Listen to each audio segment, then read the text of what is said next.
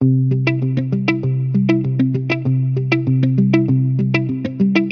well, put that down so we can do the thing. I need to know. Okay, well, here's what's gonna happen. I'm gonna start reading, and you're gonna not be paying attention, and I'm just gonna be talking to myself. Peter Pan again? We already did Peter Pan. Yes, we did. I didn't even realize till it was too far in. Welcome to Read It and Screech, the podcast with a dark and delicious fractured fairy tale reimagining of Peter Pan, where he wants revenge, but he wants her more.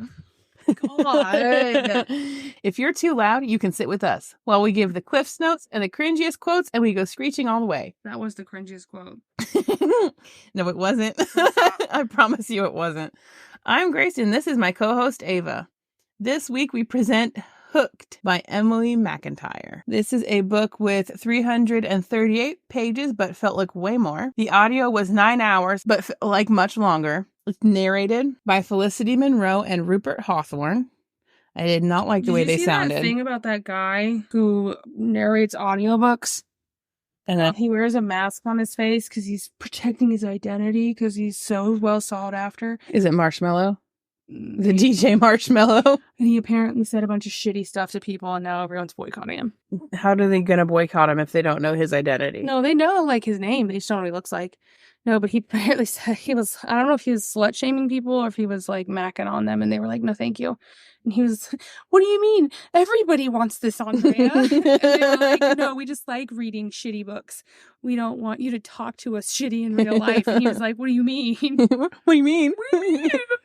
And now all the people who had already paid him to do their books for this next year because he's, the top book reader, or what are we supposed to do? Nobody wants him now. Just we already paid him. A stage name. They're gonna no, everyone recognizes him when he talks. If he's so good, he can change his voice a little bit for the narration.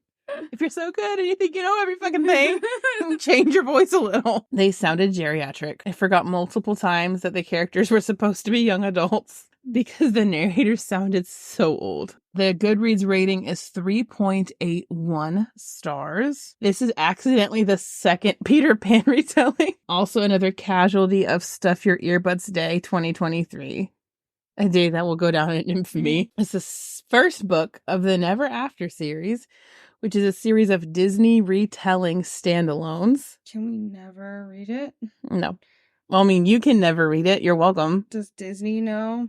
I don't know. I don't know. Disney knows everything. I have read one other one. I tricked myself into reading the other one because it was an Aladdin retelling, and you don't see that very often. I also tried to read another one that was a Wizard of Oz retelling, and I dropped after 2 chapters because it was basically the same as the others. Each of these books is the same book in a different font and flavor. So after me telling you this one, you won't have to read anything in the series because they're all the same. I wasn't going to. They're the same. The setting is Boston or something, but not really. It's just some place that's not Boston, but Boston adjacent. And it's dual first person point of view. So it alternates between his and her point of view. Our fave is better than the fucking reverse harem pent POV where they have the POV of 5 or 6 different people, 2 of them being twins. So the characters are, first of all, James/Hook, the main guy, his nickname being Hook, who is some British guy. Megan Thee Stallion song, Captain Hook. Yeah. He's some British guy with a hot bod and a huge wiener. So anyone's ever written about. He had a horrible fucking childhood where he was abused by his nasty uncle after his whole family was killed by the main girl's dad. Main girl next is Wendy. Her dad owns a fucking airline called, guess what? Guess what the airline's Delta. called? No, it's fictional. So's Delta. Neverland. Her daddy is mean and absent, and his hobbies include being extra rude to her and her brother John and sending John off to boarding schools. Side note, even though her family is rich, she works at a coffee shop called the Vanilla Bean to show that she's just like us. Right. She's the worst. Then we have John, who is her brother. I'm sorry, is John her brother? And then we have Rue, who is James/Hook's mentor And he's been very protective of him his whole life. He even made his uncle stop some of his worst abusive behaviors when James was a kid. So it starts off with the prologue where Hook/James is straight up murdering a guy by gutting him with a hook-shaped knife. He notes that he will not know peace until he murders Wendy's dad. Wendy's at work. She has no friends and no prospects, and she's already a burden to her parents. Her coworkers bully her into sneaking into a club after work. Simultaneously, Hook and Rue are having a business meeting in the office of his bar about a new player in town who wants to use his airplanes to ship their drugs called pixie dust all around the world. This is serendipitous due to the murdering that Hook wants to do to the owner of the airline, aka Wendy's dad. He peeps Wendy on the security cameras trying to sneak into his bar, and he thinks she's hot. Oh, by the way, she's 20, so she's underage. Yay. But she's an adult, so small graces. Grateful for the little thing. He makes his bouncer let her in and then gives them a VIP section. He also has the bartender serve her all the alcohol she wants regardless of her age. Jail. He leches on her with his hard body and she's immediately horny. But he decides he's gonna fuck her. Oh, no! To further get back at her dad. But and gets a boner. I'm sorry. Her dad's gonna take that as a personal offense. Yeah, just wait. He gets a boner while thinking about doing it on her dad's corpse. A gentle reminder, I'm just the messenger. I did not think up or write these Some things. things should stay in our heads. So he is so horny thinking about it that he has one of his cocktail waitresses give him a blowjob about it. No! I'm sorry. Can you imagine being a side character in any one of these kind of books? NPC. Right. Blowjob. What did you exist for? Only this. Well, he thinks about someone else. And their dad. Back at home, Wendy is commiserating with John about him being bullied at school, and he's trying to convince their dad to let him homeschool. Because that's the answer to everything. Right. And he's also chastising Wendy for not going to college. So he's like, I want to homeschool. Why aren't you in college? Whatever. She goes to work and some asshole is shitting on her for not making his coffee right in front of Hook. And so he does the rational thing and threatens his life. And kills him, right? Because, again, another character who, why? Why do I exist? But for to be murdered over expecting my coffee to be correct. Right. So he asks her out and she says no. She has one job. She makes the only good decision in the whole book and says no. Back in the basement of his bar, Hook is slowly torturing and murdering the asshole from the coffee shop because how else do you deal with disrespect? His cock twitches at the thrill of it. Torturing a man. Yes! Wendy and John are at home being neglected by their dad. When he calls to say he won't let John be homeschooled. They're not 6 months old. You would think, because she bitches about it constantly. Neglected by their dad. You're a whole adult. The one consistent theme throughout the... Girl, my dad's been neglecting me since I was 10. She's like so mad the whole time that at 21, her dad does not attend to her as if she was like 10. Girl. She's like, when I was... tell you something. She's like, when I was little, my dad used to take care of me and he doesn't now. He does... Wait till I tell you what my dad did when I was little. He calls to say he won't let John be homeschooled and he's sending him to a school for troubled boys on a nearby island. Is it one of those weird outdoor programs? Yeah, basically. So turns out he was neglecting them so he could go ahead and set up a meeting with Hook about ferrying his drugs around on the Nev Airland airplane. Plot twist. They're those Boeing planes. I was going to say, plot twist. I used to work at the airport and I know how much it would cost for someone to do that. Yeah. Did you see Thorne was reading one of those reports and he goes, Boeing got written up for using Dawn dish soap as the lubricant on the door. Did they really? And the person was like, and I was like, first off, it probably works. But secondly, you were at the plant. You had the lube. What the fuck? Hook says yes, he will meet with him, but not before he has seduced Wendy under false pretenses. Rue tells him that if he was as young and good looking as Hook, he would be knee deep in pussy every night. Hook says no, he has more self-control than that. And the corpse in the basement and the cocktail waitress that you use for blowjobs at will would beg to differ on that self-control, but okay. At the bar also, knee deep speaks to I know. Different condition. Logistically, that's not a thing, but okay. At the bar that evening, Hook is dealing with one of his yak mouth drug dealers who reveals that someone is trying to move in on his turf. I thought you were going to say yak mouth cocktail waitresses. Glut cocktail waitresses. When Wendy comes in to distract him. So he starts sending her more underage drinks. Flirt. Of course! The answer to everything! They flirt and he leaves. Turns out that one of her only friends has had a huge crush on him for months, but he likes Wendy instead. So she tries to leave with her friends, but his employee makes her stay. And she doesn't want to take an awkward ride with that friend who had a crush on him, so she stays at the bar instead. So Hook brings her back to the back room to, quote, say goodnight, unquote. And they sit there dripping in what is supposed to be sexual tension when Rue comes in with a wet blanket. So Hook sends her home instead of doing anything and asks her out again. The irritation that I would feel if someone was like, you're leaving with your friends? No, stay. And then they just kind of dry talked to me for a minute and I left anyway. Bitch, I could be home. What did this, who did this serve? How did she get home? Who did this serve? So he tells the driver of the car taking her home that if anything happens to her, there will be no corner of the earth where he can go where Hook won't find him. Liar, but okay. And then he waves a big red flag to say bye. I barely know you, sir. First off, I don't find that attractive. A comet could fall from the sky and hit her. You don't know. There was a post on Facebook you commented on where this girl was talking about basically this guy had been love bombing her and then he stopped and she was feeling confused about it. And you were like, hi, hello. When men do that, it's not real. No, that's not what I said. You were they just know what to say. I said sometimes people memorize like what their last girlfriend said. Right. And then they're like, this seems like when I should say it here because this feels the same as when we said it there. This didn't mean anything to me for you to be like, hi, I just It's like Mad Libs. They're like, ooh, insert adjective here. Insert. Hi, I just met you and this is crazy, but I would slaughter everyone's family for looking at you sideways. And they, again, same thing happens. People who are trying to be really edgy will do that. They'll be like, oh, kids kill anyone who touches you. Bitch, no, you won't. Ew. And if you did, not good. The next day, Wendy's getting ready for her date, and she says that she's so happy that he seems to like her for her and not for who her family is, which could not be further from the truth. He's only talking to her because he's trying to kill her father. John is at this time 16 and playing with toy planes and has not been told that he's being sent away to boarding school. Wendy does not break this news to him. Instead of taking her on a date, Hook just brings her to the yacht he lives on with his manservant Smee to make them dinner. No one questions the name Smee. Right, I was about to, okay. They have an awkward dinner where they learn almost nothing about each other. His cock grows with every small bite she slips into her mouth. Okay, Pinocchio. After dinner, with no prompting, she hops into his lap and lets him finger her. Oh, no.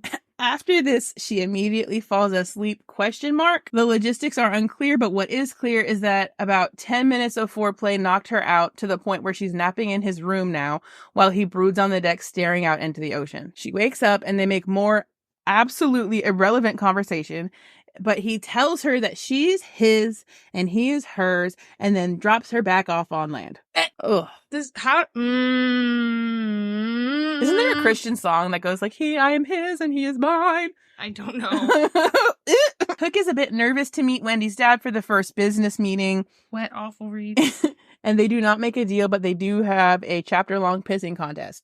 Do they also take a nap afterwards? No. Seems like they should. After all that foreplay. Is he obsessed with Wendy or is he trying to fuck her dad? No, unclear. So Wendy's dad does not seem to recognize Hook. Apparently murdering his whole family was not enough to commit him to memory. Dad comes home and she chastises him for not telling John that he's getting sent off to boarding school and for not being a dad in general. Hook has a renewed focus on murdering this dad. He runs into her on her way into town, asks her out again, not dissuaded by his plans to kill her pop. They tongue kiss in public, and he tells her she should come by the bar later to see him. He tells her he has a tab at her favorite bakery, and she can get whatever she wants on him. This is the first redemptive quality he's exhibited so far. She thinks she's 5 years old, so. So John has finally been told that he's getting shipped off to boarding school tomorrow, apparently. Wendy insists on taking him as a consolation for him having to go. At the bar, she's waiting for James with her thumb up her ass while he watches her on the cameras to see how long she'll just sit there waiting for him. The cock-sucking cocktail waitress makes fun of her for waiting for him,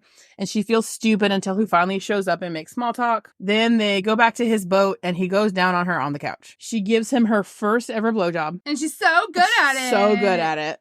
And they have 2 chapters worth of sex. Oh, no. Who are you? 2 chapters. The next morning, she almost oversleeps and misses taking John to school, and Hook decides to tag along. So he and John actually get along oddly well because they've both had sad childhoods, and it turns out Hook was sent to that same school that John is going to when he was a kid. He brushes off that business meeting he's supposed to have with Wendy's dad to take them to the school. When they drop John off, Hook takes a private meeting with the headmaster, presumably to threaten him into being nice to him. By the time he gets back to make it to the meeting, he finds Rue's body nailed to a tree near the cave where they were supposed to have this business meeting. So it's like WeWork, but in a cave. It's like, what? You know, WeWork, where they had this thing called WeWork where you could just like go and like pay to have an office for a little bit. No. It was like pay by the hour motels, but with like meeting rooms. Ugh. But they do their business in a cave, like most people do. So he sees Rue's body nailed to a tree near the cave where this meeting was supposed to be, and he concludes that Wendy must have been in on this murder. 3 days later, Wendy, of course, has no idea that any of this has gone on and is celebrating her birthday alone. She took the day off work to be lonely at home for her birthday. Dad calls and tells her he's ordering security for the home, but offers only a vague explanation as to why. He's like, oh, just some stuff. Too little, too late, because Hook has already snuck into the house and caught her doing her daily affirmations in the mirror. She's like, you're a bad bitch. And he's like, yes, you are.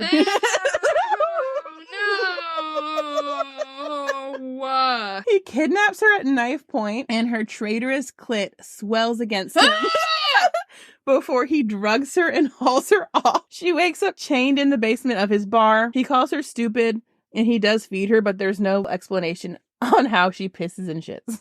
No. She puts it together that her dad must have done something, but of course she has no idea what. So Hook watches her on the cameras and finally goes back into the Lost in her pitch and shit. He finally goes back to the basement to tell her that there's no point in trying to run away from him, and says that he's gonna take her back to the boat and let her shower. Because she pissed and shit. She spits in his face, and it makes his cock twitch. Bleh! Back at the boat, she tries to negotiate with him to let her go, but he won't budge and tells her he knew who her dad was the whole time, and there's nothing she can offer him to make him let her go. He tells her he's going to make her be his date to a gala where her dad will be the guest of honor, and gives her this gaudy-ass necklace to wear, saying that every bitch needs a collar. Okay. I don't like it. At the gala, they run into someone who asks about Rue, and Hook says, oh, he had to retire. To which Wendy, without reading the room, says, oh, that's so nice he got to retire. I guess she's getting Stockholm Syndrome, because when her dad questions her choice of boyfriend, she defends him. And turns out dad didn't even realize she's been gone from the house for a few days. Hook sees him shitting on her and realizes that he's a piece of shit and Wendy probably didn't have anything to do with Rue's murder. So he threatens her dad, but then she jumps to dad's defense, showing that her dad literally would let her get hurt by Hook to save his own ass. So she thinks Hook's gonna hurt dad, and she's like, no, take me instead. And he's like, well, that's really weird. That, like, your dad was like, yeah, take her, not me. I'm too pretty to die.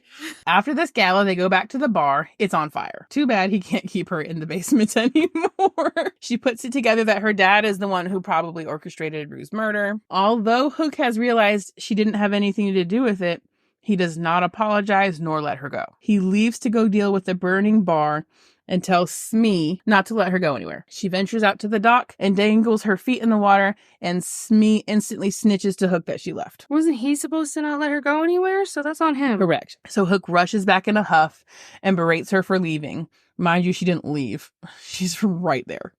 She calls him crazy, which is obviously a huge turn on, and they bang again. He realizes he actually likes her, but since he's been such a mega ass, she probably won't stay with him once he lets her leave the boat. They go back to the office of the bar, which apparently wasn't burned in the fire, and they bang, and he sticks his finger in her butt. No! So everything is back to normal, and the butt fingering convinced her to forgive him for keeping her chained in the basement of his bar. He saunters on home after work that day, and they do it again in the bed this time. He says, if I'm the dark, then you're the stars, end quote, which would be romantic if it weren't for who he is as a person. She says, I love you, but he does not reciprocate. He is still trying to figure out what happened with Rue and who's trying to infringe on his drug dealing, and so he tortures some guy by having rats eat him alive. Great. That's hot. Wendy stops by her dad's house to see if he's there. He's not, but his assistant is. She's obviously high on the pixie dust, and she knocks Wendy out and kidnaps her. Turns out It was the cocktail waitress who was sabotaging him, something I knew from the first blowjob she gave him. She reveals that Wendy has been kidnapped, and Hook tracks her location to the cave office from earlier via the gaudy necklace. Turns out it was her own dad working with Smee that kidnapped her, and then they brought her to the cave to lure Hook there. Smee reveals that he's Hook's long-lost cousin, who is out for revenge on Hook for killing the abusive-ass uncle. Smee says it was easy to bribe Hook's employees to turn against him because he's such an asshole. It's revealed that John is actually her half-brother, and that's why the dad was always mean to him. Their mom had an affair with Hook's dad, so he's his half-brother too. So that's another reason they got on too well. And they share a brother. That's weird. Yep. There's a huge altercation where Wendy kills her dad. 2 years later, they've humped like rabbits and she's already pregnant with their second child. Ew! They are one big happy family with their shared brother, John. She was fired from the Vanilla Bean for being a no-call, no-show. Of course. So he bought it for her since it was his fault for kidnapping her. And he looks out over the water toward the future where adventure awaits. The end. God almighty, that's bad. What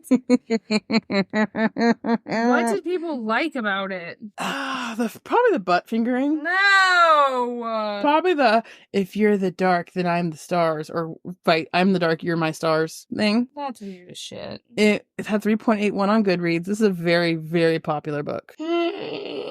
And, like, there's no care. I hate saying this because it makes it seem like I care more about good literature than I do, but there's no character development. Right, you guys have no taste. I don't care about her. She was one of the most boring protagonists. All she did was complain about how her dad didn't pay enough attention to her. She's an adult woman. And then whenever she found out that, like, her dad was shitty, she was like, don't hurt him. Take him. She did kill him at the end, so that was fine. Like, grown, I can't. It's like, you're a grown woman and he doesn't give a fuck about you. Okay, are they still married? Where are they now? Are they still married? Yes. Why? Because they're insufferable. Only And she clearly needs the validation of a man. Oh, very, very, very true. Where's John? I feel like John, he goes on dates, but anytime he explains that his, like, pseudo parents are really his siblings who are together romantically, oh no, nobody wants to be with him. He just has one of those weird Tinder bios, and he has, ironically, Peter Pan syndrome, where he doesn't ever want to grow up. Like, he's just gonna mad fuck really young waitresses and flight attendants forever and be the fun uncle. And when he has money, they have money because they're the heirs to the Neverland. He's one of those guys that's like, anybody can, become a millionaire if they try hard enough. And he has, like, one of those really popular... Look at me, I didn't have to try at all. Right, he has a really popular, like, social media page where he does, like, videos of himself traveling. And he acts like it's super attainable for other people. But in actuality, he's traveling on his millions of dollars. And the thing that makes How many kids do they have? The thing that makes me angry about that one, they have at least 5 or 6, like the Ballerina Farm people. Plot twist. This is the Ballerina Farm origin story. This is autobiographical. 100%. And the author is really the Ballerina Farm's girl. Yeah. 100%. Adventure is out there. And the guy dying in the middle just felt like I felt like the plot could have been executed without that casualty. Something else sad could have happened that wasn't that guy dying. Yeah, The cocktail waitress he was so fucking disrespectful to that cocktail waitress. I'm like, this is not attractive at all. Because you're like, oh, don't disrespect Wendy at the coffee shop, but you're shitting on the cocktail waitress. That's my point, just though. as Like, much. they always have these characters that literally hold no meaning to anyone, and they're just like shit ass, piss ass, fucking people on the side. And I'm like, pissant. I'm like, I always want to see those people get like bulldozed from the fucking side. It genuinely irritates me when the main character guy is like shitty to everyone, but in a not cute way. Like, oh, I'm grumpy to everyone but her. That's different because being grumpy is not like abusive. I abuse people, but not her. Okay, yet you will. We're supposed to like you? Not yet. You're about to. I promise you that. You're about to abuse other people. Oh my God. Don't disrespect her for not making her coffee right. Meanwhile, it's her literal only job. She owns that place. You're going to kill every person that comes in and says she made the coffee wrong? Meanwhile, you're like, come Think here. your way through that, I'm gonna shove my giant wiener in my employee's mouth. She knows her place. Shoved full of sausage. Fuck. And I love how that guy was like, it wasn't hard to get your employees to turn on you. Basically, I was your HR department. You're welcome. Because those people could have turned around and sued you. but instead they just came to work for me. You're welcome. I'm like, be better, and then your employees won't betray you, and this whole plot could have not happened, and you could have just not let your cock twitch at the thought of fucking a girl on her dad's corpse. You know what I'm saying. Thank you for listening to Read It and Screech. If you'd like to support, you can always rate, review, and subscribe. That's it.